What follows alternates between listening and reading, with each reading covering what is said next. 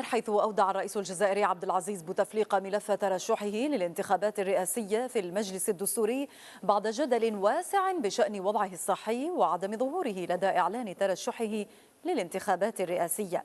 ويتولى الرئيس بوتفليقة الحكم في الجزائر منذ عام 99، لأنه قلل من ظهوره في التلفزيون ولم يسمع الجزائريون صوته منذ مايو الماضي. وقد ظهر بوتفليقة جالسا أمام رئيس المجلس الدستوري مراد مدرسي وقدم إليه ملف ترشحه. شرفني أن نجي نسلم عليك هنايا في نفس الوقت نطرح الملف الترشيح رسميا حسب المادة 74 الدستور و 32 لقانون العضوي للانتخابات. وقد بلغ عدد المرشحين المنسحبين من السباق الرئاسي 3 خلال أسبوع واحد. فبعد انسحاب جلال سفيان رئيس حزب جيل جديد من السباق، أعلن اللواء السابق محمد بن الطاهر يعلى انسحابه أيضا، ودعا إلى وقف المسار الانتخابي إنقاذا للجزائر.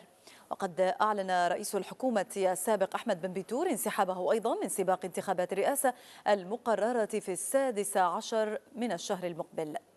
قال بن بيتور في تصريح سياسي نشره في موقعه الإلكتروني إنه رغم جمعه التوقيعات المطلوبة لخوض غمار الرئاسيات، فقد فضل الانسحاب لاقتناعه بافتقار هذه الانتخابات إلى النزاهة، وبأن قوى التزوير ستنتصر مرة أخرى، وأن صناديق الاقتراع لن تكون إلا مغالطة وقرصنة. ودعا رئيس الوزراء الأسبق إلى تغيير نظام الحكم بأكمله وعدم الاكتفاء بتغيير الأشخاص، وهو ما يعني حسب ما قال تغيير النظرة والطبيعة والأسلوب وكيفية تسيير شؤون البلاد. وطالب بن بيتور بتنصيب لجنة مؤقتة لقيادة مشروع التغيير على المستوى الوطني والتحضير لعقد اجتماعي كأرضية لدستور جديد، بحيث تلغى وبصفة نهائية وقطعية كل أوجه احتكار السلطة. وينضم إلينا من العاصمة الجزائرية أحمد بن بيتور رئيس وزراء الجزائر الأسبق. سيد بن بيتور، لماذا الانسحاب الآن؟ الآن لأنه آخر يوم قبل وداع دعم الملف إلى المجلس الدستوري، واحنا كان كل بوادر يعني التزوير كانت ضائره. احنا شفنا الحكومه اللي كان من المفروض جات تعليمها من عند رئيس الجمهوريه باش تكون محايده في العمليه الانتخابيه، بدات بالحمله الى رئيس الجمهوريه المترشح من جهه، وكذلك بدات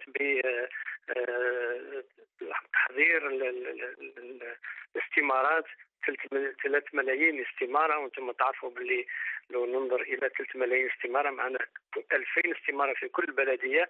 هل هو من ممكن اننا ناتي ب 2000 استماره من كل بلديه من المواطنين؟ هذا معناه باللي التزوير بدا في الترشح مباشره، وبالتالي ما عادش في مآل.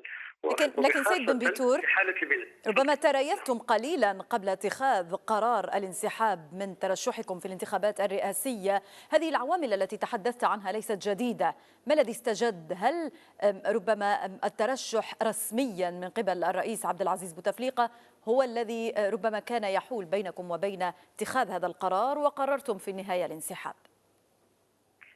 لا، احنا كنا من البدايه قلنا باللي منذ اعلان ترشحه كان باين باللي فيه التزوير، لانه مش في حاله تمكنه من الترشح الى انتخابات رئاسيه من جهه، ومشاكل البلاد تطلب يعني من رئيس الجمهوريه، وانا قلتها منذ زمن، عمل يعني طويل لايام طويله، يعني على الاقل 12 ساعه في اليوم ولا اكثر، عمل باش نخرجوا من مشاكل البلاد هذه من الناحيه الصحيه فقط. ولكن من الناحيه السياسيه احنا نشوف البلد ماشي الى ما لا يحمد عقباه. بالتالي الانسحاب هو الحل؟ فرض تغيير نظام الحكم ككل. هل الانسحاب هو الحل؟ طبعا الانسحاب هو الحل ما دام النتائج معلومه، ولكن احنا مش انسحاب، هذا معناه تغيير استراتيجيه العمل السياسي، مش نحس انسحاب. قال احنا باللي ما نعطوش اي اهميه للانتخابات الرئاسيه لانها مزوره مسبقا وما راح تكون فيه مشاركه. يعني انا راني قلت اليوم في الندوه باللي نسبه المشاركه ما تفوتش رقمين، يعني تكون اقل من 10%، وبالتالي احنا نمشوا الى عمل جديد هو كما كنا نقولوا تحضير مرحله انتقاليه لتحضير دستور جديد كما كنت تكلمتوا في التقرير نتاعكم. بارك الله فيكم. شكرا لك أحمد بن بيتور رئيس وزراء الجزائر الأسبق من الجزائر العاصمة، شكرا جزيلا لك.